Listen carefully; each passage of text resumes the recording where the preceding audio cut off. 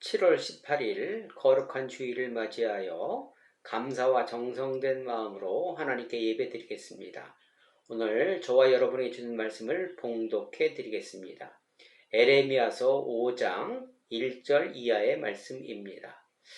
너는 예루살렘 거리로 빨리 다니며 그 넓은 거리에서 찾아보고 알라. 너희가 만일 정의를 행하며 진리를 구하는 자를 한 사람이라도 찾으면 내가 이 성읍을 용서하리라. 그들이 여호와께서 살아계심을 두고 맹세할지라도 실상은 거짓 맹세니라. 여호와여, 주의 눈이 진리를 찾지 아니하시나이까. 주께서 그들을 치셨을지라도 그들이 아픈 줄을 알지 못하며 그들을 멸하셨을지라도 그들이 징계를 받지 아니하고 그들의 얼굴을 바위보다 굳게 하여 돌아오기를 싫어하므로 내가 말하기를 이 무리는 비천하고 어리석은 것뿐이라. 여호와의 길 자기 하나님의 법을 알지 못하니 내가 지도자들에게 가서 그들에게 말하리라. 그들은 여호와의 길 자기 하나님의 법을 안다 하였더니 그들도 일제히 멍에를 꺾고 결박을 끊은지라. 아멘. 사도행전 2장 35절 한 절 말씀입니다. 범사에 여러분에게 모범을 보여준 바와 같이 수고하여 약한 사람들을 돕고 또 예수께서 친히 말씀하신 바 주는 것이 받는 것보다 복이 있다 하심을 기억하여야 할지니라. 아멘. 사랑하는 성도 여러분, 지난 한 주간 어떻게 지내셨습니까? 더위가 장난이 아닙니다. 밤에 잠은 편안히 주무시는지요? 지난주 말씀에 하나님께서 나를 얼마나 신뢰하고 계실까? 사단이 나를 내어달라고 하면 망설임 없이 내어줄 수 있을 것인가? 라는 말씀이었습니다. 생각해보면 가슴이 미어질 것 같습니다. 내가 한 일이 하나님을 위한 일이라 했으나 내 영광을 위한, 나를 위한 일이었다는 것을 알기에 그렇습니다. 사단이 내어달라고 하면 하나님은 절대 나를 내어주지 못하실 것입니다. 어느 간증에서 주님 앞에 서야 하는데 도저히 자신이 없어서 울부짖을 것밖에는 할 수 없었다는 이야기가 바로 나의 이야기인 것 같습니다. 여러분은 어떠하신지요? 오늘 본문은 눈물의 선지자 예레미야의 이야기입니다. 1장에서 4장까지 하나님께서는 신랑과 신부의 비유로 우리의 죄악에 대하여 말씀하시고 계십니다. 우리가 너무나 많이 신부로서 부족하기에 5장으로 넘어와서는 그 신부를, 저와 여러분을 징벌한다는 방법과 내용이 이야기되고 있습니다. 그런데 1절에는 도저히 이해할 수 없는 이야기가 기록되어 있습니다. 여러분, 만일 이웃의 잘못으로 막대한 피해가 일어나고 도저히 용서할 수 없어서 손절하려고 하면 그냥 헤어지면 됩니다. 말이 필요 없습니다. 손해 입은 것 배상받고 다시는 보지 않고 살아가면 되는 것입니다. 만일 여러분에게 용서하지 못할 사람이 있는데 하나님께서 용서하라 하셨으니 용서해야 한다면 용서하시기 바랍니다. 용서하기 어렵겠지만 용서하셔야 합니다. 그리고 그분을 만나지 않으면 됩니다. 그분의 길과 우리의 길이 다르기 때문입니다. 야곱과 에서가 화해는 하고 다시 만났지만 그의 길이 다른 것과 마찬가지입니다. 용서는 나를 위한 행위입니다. 하나님께서 우리의 잘못으로 우리를 손절하시려면 그냥 징벌하시면 되는데, 그런데 1절의 말씀으로 저와 여러분에 대한 사랑을 말씀하고 계십니다. 도저히 이해할 수 없는 현 상황과 어울리지 않는 말씀을 하고 계시는 것입니다. 너희는 예루살렘 거리로 빨리 달리며 그 넓은 거리에서 찾아보고 알라. 너희가 만일 정의를 행하며 진리를 구하는 자를 한 사람이라도 찾으면 내가 이 성읍들을 용서하리라. 이렇게 말씀하십니다. 하나님의 입장에서는 그냥 집행하셔도 됩니다. 그런데 집행에 앞서 단서를 달아 그것을 충족하면 이 성읍을, 저와 여러분을 용서하신다는 약속의 말씀입니다. 어떤 조건일까요? 거리로 빨리 다니라고 합니다. 이 의미는 시간이 별로 남지 않았다는 의미라고 저는 생각을 해보았습니다. 빨리 찾아야 된다는 것입니다. 시간이 없다는 것입니다. 그만큼 우리의 죄악이 편만하게 많이 진행되었다는 의미일 것입니다. 창세기 19장 4절에 보니까 그들이 눕기 전에 그 성사람 곧 소돔 백성들이 노소를 막론하고 원근에서 다 모여 그 집을 에워싸고 이렇게 말씀하십니다. 롯을 구하기 위해서, 소돔과 고모라 땅을 구하기 위해서 천사들이 롯의 집에 왔잖아요. 그런데 얼마나 죄악이 편만했으면 남녀노소 할 것 없이 전부 다 롯 집으로 쫓아가서 그들을 우리에게 내놓으라. 우리가 상관하게 놓으라. 이 얘기는 성적인 관계를 얘기하는 거거든요. 참 기가 막힐 것입니다. 어린이나 장성한 사람이나. 여러분, 지금 우리의 현실은 어떻습니까? 그때나 지금이나 별반 다를 것 없는 것 같습니다. 멸망을 코앞에 두고도 전혀 알지 못하는 불쌍한 사람들이 하는 짓이기도 합니다. 또 지금의 현실이 그만큼 긴박하다는 의미일 것입니다. 넓은 거리로 빨리 달려가서 무엇을 찾아야 합니까? 정의를 행하며 진리를 구하는 자를 찾으라 하십니다. 정의와 진리를 구하는 자, 무슨 의미일까요? 하나님의 말씀대로 살아가는 사람을 의미할 것입니다. 그런 사람이 있을까요? 의인은, 로마서에 보니까 의인은 없나니 하나도 없다고 말씀하셨습니다. 그럼 어떤 의미일까요? 말씀대로 살아가려 몸부림치는, 노력하는, 넘어져도 다시 일어나는 사람들을 의미한다고 넓게 해석해 보았습니다. 성경의 인물 중 넘어지지 않은 사람은 단 한 사람도 없지 않습니까? 잠언 24장 16절에 보니까 대저 의인은 7번 넘어질지라도 다시 일어나려니와, 이렇게 의인을 넓게 규정해주고 있습니다. 이 또한 하나님의 사랑일 것입니다. 저와 여러분들도 매일 넘어지지만 의인이라 칭함을 받을 수 있다는 해석이기도 합니다. 하나님의 사랑은 끝이 없습니다. 소돔과 고모라는 의인의 기준이 10명이었습니다. 10명의 의인이 없어서 멸망하였기에, 그런 경험이 있으시기에 멸망시키지 않으려 한 명이라고 말씀하시는 하나님의 마음은 어떤 심정일까요? 그 마음 한번 헤아려 보시기 바랍니다. 나를 용서하시기 위해서, 나를 살리기 위해서 수단 방법 가리지 않으시는 그분의 마음 말입니다. 어떤 표현으로도 나타내지 못할 것 같습니다. 그럼 우리는 왜 이 지경이 되었을까요? 그것은 여러분들도 잘 알고 계실 것입니다. 우리가 하나님을 떠났기 때문입니다. 돌아오라는 경고를 무시하고 지금은 돌아갈 때가 아니라고 고집 피우다 돌아갈 시기를 놓치고 만 것입니다. 그러므로 지금이 마지막 경고일 수도 있습니다.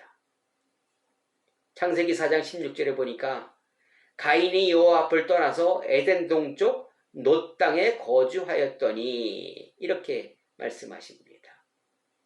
아벨을 죽인 죄로 여호와를 떠나서 정착한 곳이 놋 땅이라고 합니다. 여러분, 인간이 하나님으로부터 멀어지는 것은 인간의 본성입니다. 인간의 본성이죠. 그럼 여기서 놋 땅 그랬는데 놋의 의미는 뭘까요? 놋은 방황, 유리하다라는 의미가 있습니다. 하나님을 떠난 삶은 창세기 이전의 모습으로 돌아가는 것입니다. 혼돈과 흑암과 무질서의 삶이지요. 먹고 마시고 즐거워하는, 즐거움과 쾌락을 위하여 온몸을 불사르는 삶이기도 합니다. 이때를 하나님께서는 디모데 3장에서 말세라고 얘기하고 계십니다. 말세의 현상을 얘기하고 계십니다.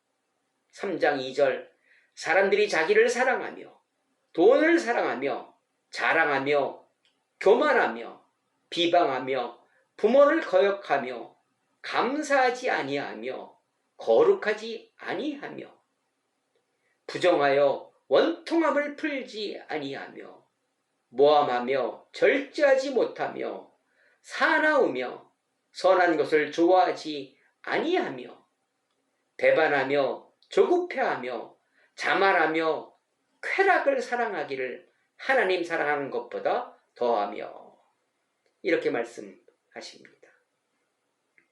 어떻습니까? 저와 여러분이 지금 살아가고 있는 모습 그대로일 것입니다. 이렇게 살아가는 사람들 중에 하나님의 말씀대로 살아가려 몸부림치는 한 사람을 찾으면 되는 것입니다. 여러분, 혹시 여러분 주위에 이 사람입니다, 이 사람이 그런 한 사람입니다 라고 손들고 자신있게 추천할 사람, 우리 모두를 구해줄 분이 여러분 주위에는 있으십니까? 자신 있으십니까? 그런 분은 과연 어떤 분일까요? 제 생각을 나름대로 정리해 보았습니다. 그리고 그 생각대로 살아가려고 몸부림치고 있습니다. 첫째로 하나님께 구하는 사람일 것입니다. 누가복음 11장 9절에 보니까 또 내가 너희에게 이르노니 구하라 그리하면 너희에게 주실 것이요 찾으라 그리하면 찾아낼 것이요 문을 두드리라 그러면 너희에게 열릴 것이니, 이렇게 말씀하십니다. 이 말씀은 너무나 유명한 말씀입니다. 저와 여러분이 필요한 것이 있을 때, 구하는 것이 있을 때, 원하는 것이 있을 때 할 수 있는 방법이기도 합니다. 어려움이 깃들면 평생 새벽기도 나오지 않는 사람이 새벽기도 시작합니다. 또 그보다 더 크고 건강에 적신호가 켜지고 도저히 해결할 수 없는 일이 있으면 금식도 하기도 합니다. 기복신앙, 번영신앙의 대표주자격인 말씀이기도 합니다. 해석하기 나름입니다. 어린아이 신앙입니다. 그러나 여기에서 벗어나 저와 여러분이 찾는 한 사람은 하나님의 뜻이 무엇인지, 이 시기에 내가 해야 할 일이 무엇인지, 어떻게 해야 할 것인지를 구하고 묻고 행하는 사람일 것입니다. 만일 내 문제를 해결하기 위하여 하나님께 기도하면, 내 뜻대로 해달라고 간청한다면 굳이 하나님 찾지 않으셔도 됩니다. 다른 신 찾아가면 됩니다. 정한수 떠놓고 빌면 혹시 이루어질 수도 있기 때문입니다. 하나님은 저와 여러분의 기도에 100% 응답하십니다. 그러나 내 뜻대로가 아닌 하나님의 뜻대로 응답하십니다. 하나님, 나 부자 되게 해주세요, 나 거부 되게 해주세요 라고 기도하셨다면 응답하실까요? 당연히 응답하십니다. 어떻게 응답하실까요? 하나님은 내 마음을 바꾸어 부자가 아닌 다른 마음을 갖게 하신다면, 그래서 부자가 거부가 안 되어도 된다면, 그런 마음이 나에게 있다면, 생긴다면 그것은 응답하신 것입니다. 그러므로 우리는 기도하기 전 이 기도가 나를 위한 기도인지 하나님의 영광을 위한 기도인지 생각해 보아야 할 것입니다.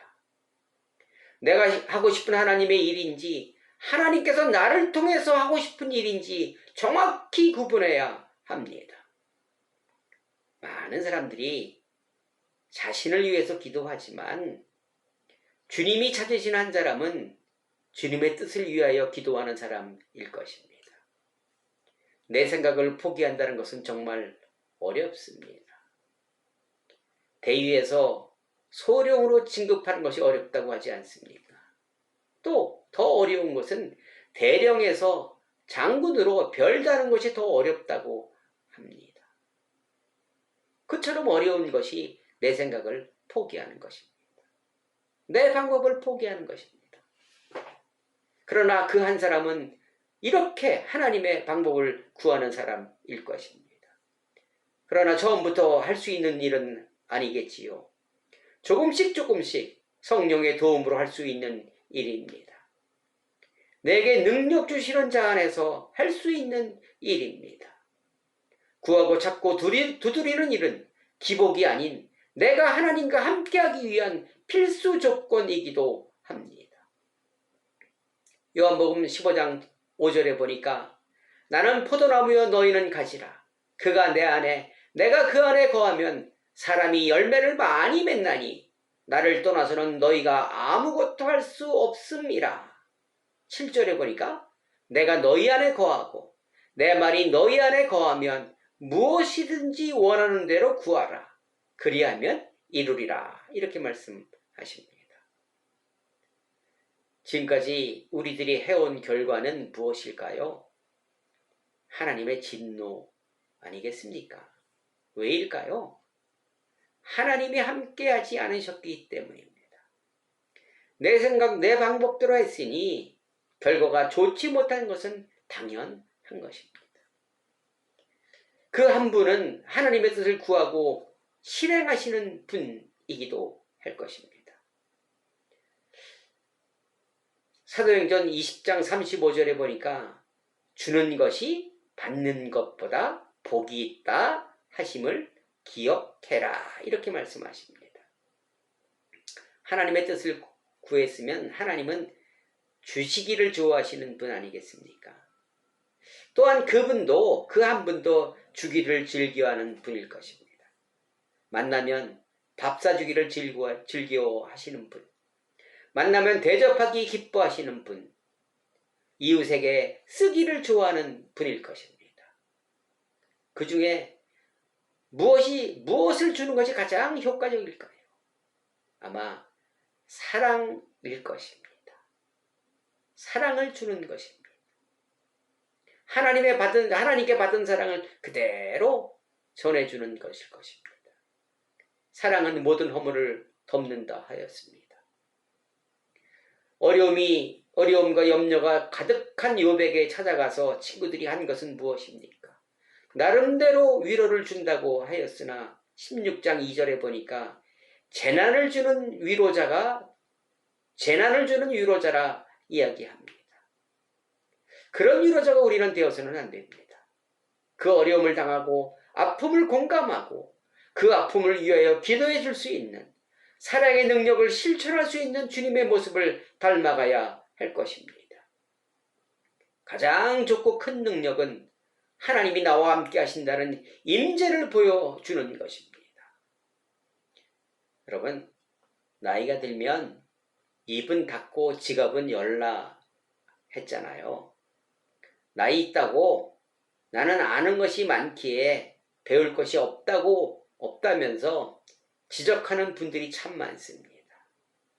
귀를 닫고 눈을 감고 살아가는 분들이지요. 귀가 있어도 듣지 못하고 눈이 있어도 보지 못하는 불쌍한 측은한 분들이 우리 주위에 꽤 많이 있습니다. 내가 이런 사람은 아닌지 생각해 보셔야 할 것입니다. 사랑하는 성도 여러분, 지난주에 이어 이번 주도 어려운 한 주가 예상됩니다. 코로나로 인하여 정말로 힘들고 어려운 시기입니다. 주님을 먼저 믿은 저와 여러분이 해야 할 일이 무엇 있을까요? 주님께서 찾으시는 한 사람이 되는 것입니다. 이웃을 위하여 하나님의 방법으로 하나님의 사랑을 나누어주는 분들일 것입니다. 지금까지 저와 여러분이 살아갈 수 있는 이유는 무엇일까요? 이 죄악이 관영한 세상에서 말입니다. 분명 어디에 있는지는 몰라도 하나님이 찾으시는 한 사람이 존재하기 때문일 것입니다. 넓은 거리에서의 한 사람, 거기에 도전장 한번 내보시기 바랍니다. 그분이 혹 지금의 여러분일 수도 있습니다. 자부심 가지시기 바랍니다. 그리고 이 어려운 시기 방역 수칙 잘 지키는 것이 사랑을 나누어 주는 것입니다. 몇몇 야구선수 몇 명으로 또 자기의 욕심대로 일탈하는 사람 몇으로 인하여 이 사태를 부른 것이 아니겠습니까? 또한 이 사태를 자신을 위해 이용하는 사람들도 있습니다. 여러분은 어떤 부류이십니까? 한 사람 덕분에 살아가고 계십니까? 한 사람이 되어 여러 사람을 살리고 계십니까? 얻어먹는 것도 좋은데 해야됨 끼치지 말아야 할 것이 아니겠습니까? 하나님은 내가 기도하는 대로 다 들어주시는 분 아닙니다. 때론 기각하시는 분이기도 합니다. 왜 기각하실까? 한 사람 만드시기 위함일 수도 있습니다. 이 어려운 시기 하나님의 마음은 어디에 있는지 구하고 찾고 두드리면 좋겠습니다. 경건의 모양은 있으나 경건의 능력은 부인하는 것이 아닌 경건의 모양도 경건의 능력으로 이웃에게 나누어주는 한 사람이 되었으면 좋겠습니다. 하나님이 찾으시는 한 사람에 도전해 보시기 바랍니다. 많이 넘어질 것입니다. 그때마다 주님의 손잡고 일어서는 모습 주님이 기뻐하실 것입니다. 그리고 한 사람으로 인정해 주실 것입니다.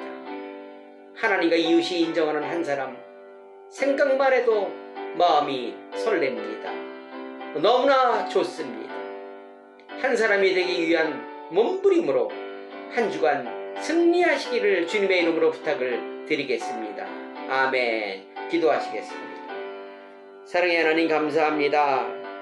이 어려운 시기 주님의 마음과 뜻을 구하고 찾고 두드리는 한 사람 되게 하여 주옵소서. 나로 인하여 많은 사람들에게 사랑을 나누어주는 기쁨이 넘치는 한 주간 되게 하여 주옵소서. 감사하며 예수 그리스도의 이름으로 기도드리옵나이다. 아멘. 여러분, 날씨가 많이 덥습니다. 어떻게 지내시고 계세요? 잠은 잘 주무시고 계십니까? 저는 어느 지인에게 팁을 하나 얻었는데 밤에 주무실 때 에어컨 온도를 28도에 맞춰놓고 자면 아주 쾌적한 잠자리 드실 수 있습니다. 28도 한번 기억하시고 28도에 놓고 한번 주무시기 바랍니다. 사랑하는 여러분 사랑합니다. 사랑합니다. 다음 주에 또 뵙겠습니다. 한 주간 승리하세요.